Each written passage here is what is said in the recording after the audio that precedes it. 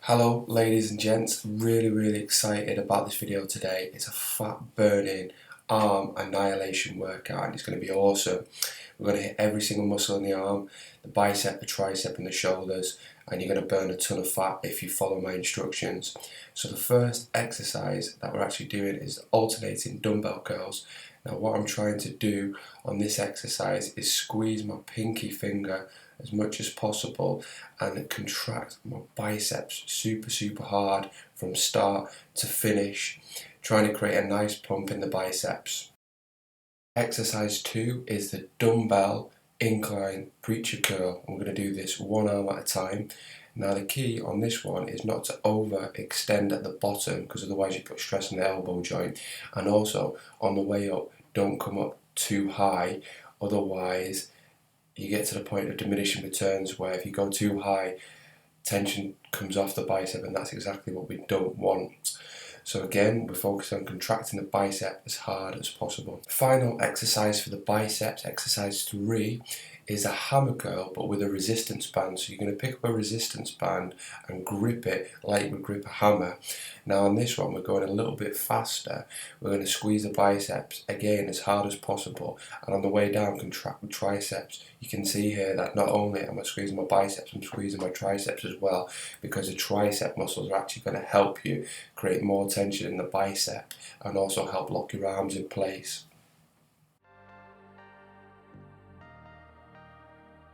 So now it's time to hit the back of the arms, which are called the triceps. Now the triceps have 3 different heads and we're going to hit all of them. So this exercise that I'm showing you first is the dumbbell skull crusher. Now the key on this again is not to overextend at the bottom and not to lock out. What we're trying to do is create tension in the back of the arm and keep as much tension there as possible.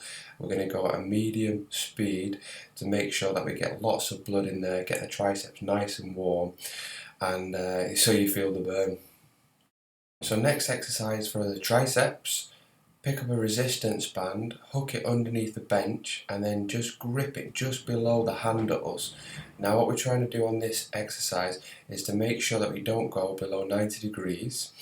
Then as we come up to the top, we are going to rip the resistance bands apart to create an even deeper contraction. In terms of the tempo, again, make sure that you're always moving, and it's pretty fast paced, this one.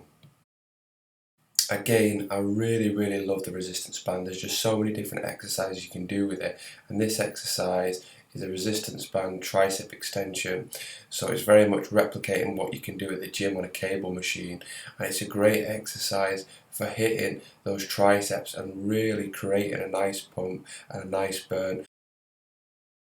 Now a few tips on this exercise is to keep the elbows in and also to make sure you fully extend.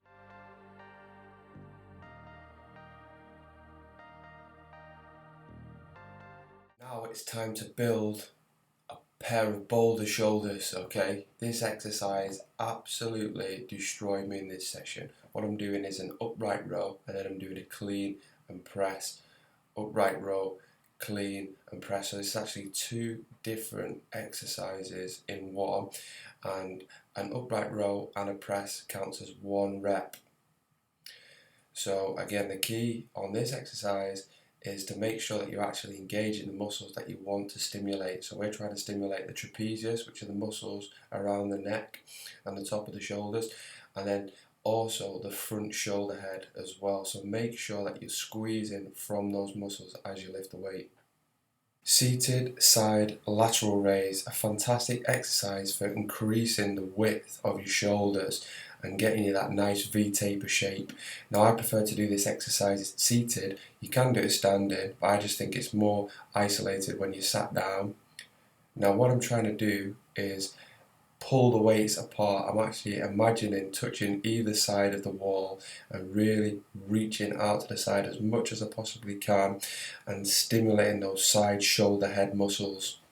And the final exercise we have for the shoulders is to hit the back part of the muscle now. So all I'm doing here is leaning forwards, hinging over at the hip. I'm picking up a pair of dumbbells, and again what I'm trying to focus on is reaching out as wide as I possibly can, touching either side of the wall I have got a slight bend in my elbows, and I'm also using my pinky finger to really lift the weight to the side, because that transitions all the tension into the shoulders as opposed to the back muscle.